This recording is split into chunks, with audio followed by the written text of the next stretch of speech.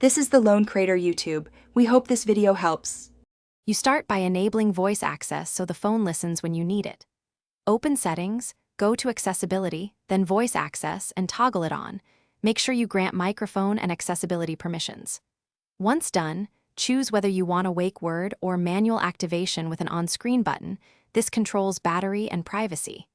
You're initiating the service now, not later, so confirm prompts for permission and train any voice model if offered. This improves accuracy and reduces repeated corrections. Next, customize how voice access behaves so it fits your routine. Open the command list and add shortcuts for frequent actions. This speeds tasks like composing messages or launching apps. Then, adjust recognition language and sensitivity. Softer settings reduce false triggers but may require clearer speech.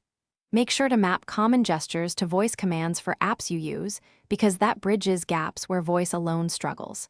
If you use multiple languages, test switches so the system recognizes accents and context reliably.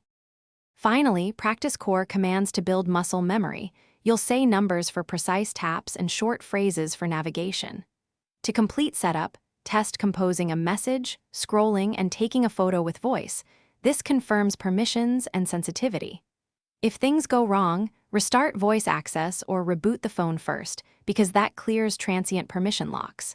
If problems persist, make sure the microphone permission is enabled and that battery or background app restrictions aren't blocking voice access, since those are common causes.